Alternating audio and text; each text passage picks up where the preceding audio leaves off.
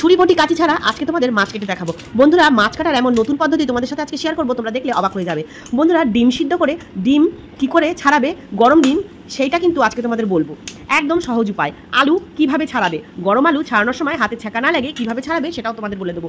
ঘরে যদি বাচ্চা থেকে থাকে, বাচ্চারা ঘুমোচ্ছে না, বাচ্চাদের মাথা চুল করছে, তো বাচ্চারা রাত্রেবেলায় ঘুমানোর জন্য অস্বস্তি বোধ করছে, গরমে মাথায় ঘামাচি হয়ে গেছে, তাদের জন্য কিন্তু আজকে দারুণ একটা টিপস তোমাদের সাথে শেয়ার করবো।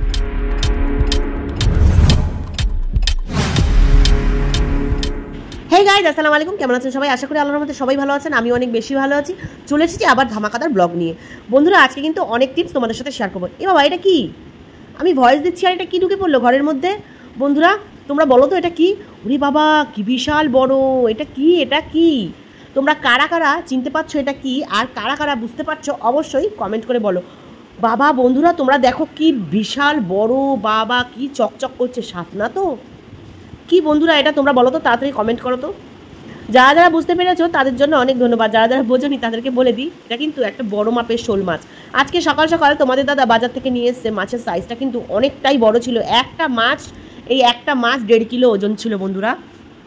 আর তোমাদের দাদা প্রত্যেক দিন আমাকে এত খাটাচ্ছে, তোমাদেরকে কি বলবো। প্রতিদিন মাছ নিয়ে আসে, তোমরা তো দেখোই মাছ কাটার ভিডিও তোমাদের সাথে শেয়ার করি সবসময় আমি। তো এমন এমন মাছ বাজার থেকে নিয়ে আসে, তো বলে যে তুমি ছুরিবুটি কাঁচি ছাড়া কী করে কাটো দেখাও। তো বন্ধুরা তোমরাই বলো, এত বড় মাছটা কাটা কষ্ট না? যদি বাজার থেকে কেটে নিয়ে আসতো তাহলে তো এতটা কষ্ট হতো না। তো না নিয়ে আসার কারণে কিন্তু আজকে আমাকে অনেকটা কষ্ট করতে হয়েছে। এই মাছটা কাটতে অন্তত আমার 1 ঘন্টা টাইম লেগে গেছে। আর কারণ বলছি তোমাদের, মাছটা এতটা পিছল বন্ধুরা, কি বলবো। এই পিছল, আর আমাদের দেখো শহরে বাড়ি বা গ্রামে বাড়ি যাই হোক, এখন ছাইটা কিন্তু পাওয়া যায় না। ছোটোবেলায় দেখতাম দিদা ঠাকুমারা এই মাছ ছাই দিয়ে কাটতো, কিন্তু ছাই তো নেই। পিছল এত বন্ধুরা, কি বলবো তোমাদেরকে ধরতেই পারছি না, এত পিছল, মানে হাত একেবারে পিছলে পিছলে যাচ্ছে, হাতের মধ্যে একদম ধরাই যাচ্ছে না। তো যেভাবে ও কষ্ট মষ্ট করে আমি কিন্তু কাঁচি দিয়ে প্রত্যেকটা ডানা আর প্রত্যেকটা পাখনাগুলো আমি কেটে নিয়েছি।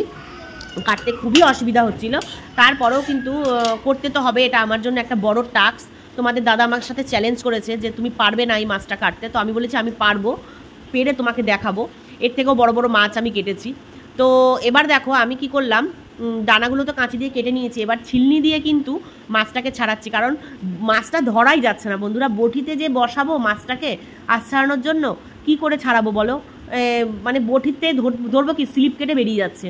তো অনেক কষ্ট মষ্ট করে আমি কিন্তু ধরে আস্তে আস্তে ধরে তারপরে আমি এই ছিলনি দিয়ে কিন্তু পুরো মাছের আঁশটাকে সুন্দর করে ছাড়িয়েছি বন্ধুরা।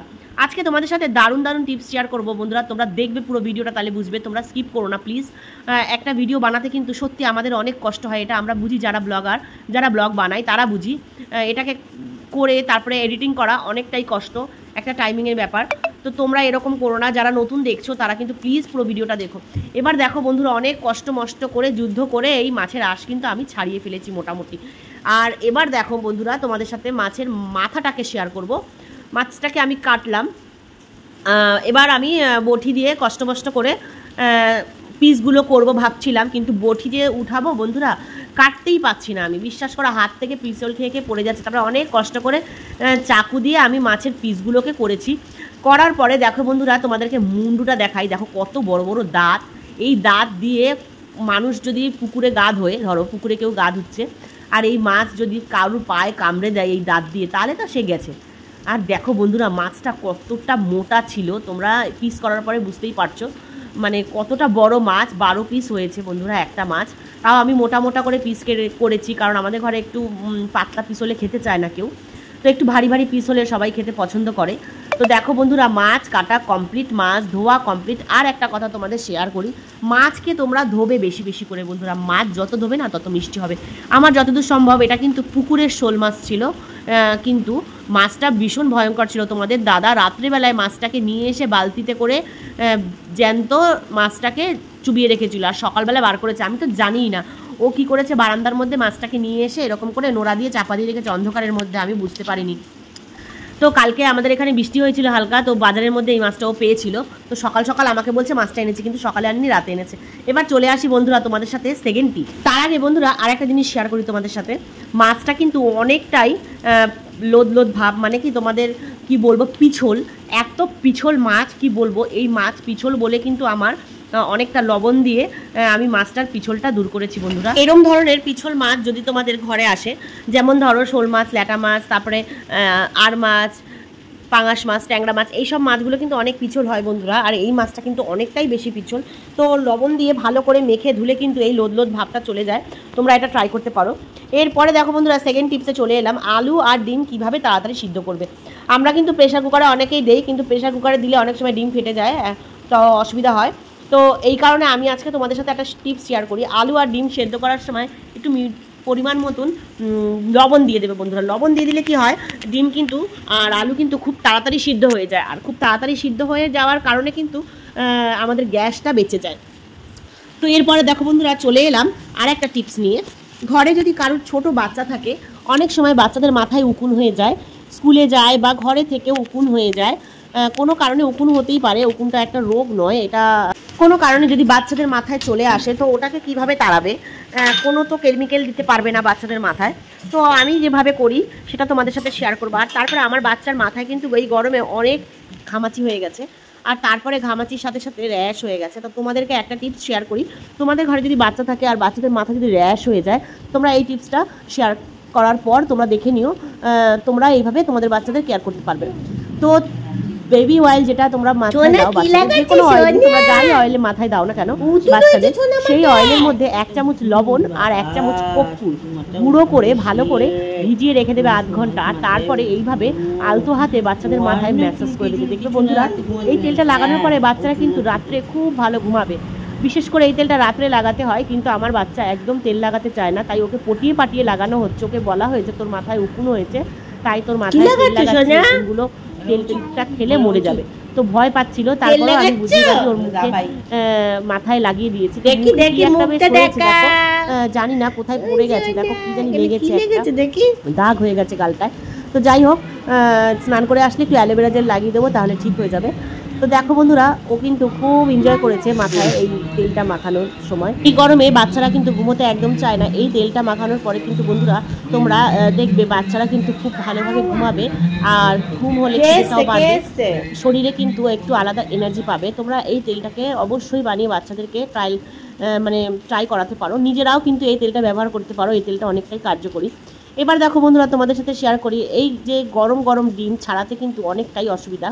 তো গরম ডিম ছাড়ানোর একটা সুন্দর টিপস তোমাদের সাথে শেয়ার করি। দেখো, ডিমটা যখন গরম অবস্থায় নামাবে বন্ধুরা, তখন কিন্তু প্রচণ্ড লেভেলে গরম থাকে, তখন ধরা যায় না। তো 5 মিনিট পর যখন হালকা ঠান্ডা হবে, তখন একটা বাড়ি মেরে দেখবে ডিমটা গুঁড়ো গুঁড়ো হয়ে গেছে। আর কোনো রকম হাত ছাড়াই কিন্তু ডিম দেখো ছাড়ানো হয়ে যাচ্ছে একটা চামচের সাহায্যে।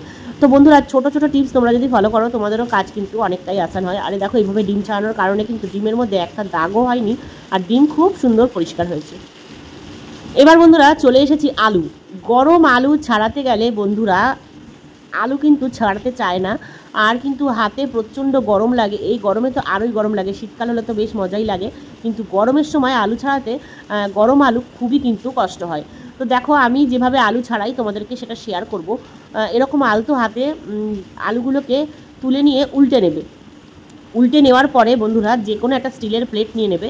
নেওয়ার পরে এরকম হালকা হাতে একদম প্রেস করবে, মানে একটু চাপ দেবে বন্ধুরা। চাপ দিলে না দেখবে, চাপ দেওয়ার কারণে দেখবে আলুর সাথে ছিলকাটা আলাদা হয়ে যাবে। তো আলু আর ছিলকা আলাদা হয়ে গেলে ছিলতে কষ্ট হবে না। তো বন্ধুরা, তোমরা ছোট ছোট টিপস একদম দেখো, ছোট ছোট টিপস, এগুলো কিন্তু ঘরোয়া টিপস। তোমরা যদি নিজেরা ট্রাই করো, দেখবে নিজেদেরই ভালো লাগবে আর খুব তাড়াতাড়ি কাজ হবে। জানো তো, অনেকেই সংসারটাকে ভয় পায়, কিন্তু সংসারটা ভয় পাওয়ার জিনিস না। সংসারটা একটা টাস্ক, সংসারটা একটা হোমওয়ার্ক, সংসারটা এমনই, নিজে যেভাবে চালাবে সংসারটা সেভাবেই চলবে। তো আলু কিন্তু বলেনি যে তুমি গরম অবস্থায় আমাকে ছাড়াও, আর আলু কিন্তু বলেনি যে তুমি আমাকে ছাড়ানোর সময় ছ্যাঁকা খাও, তাই না বলো?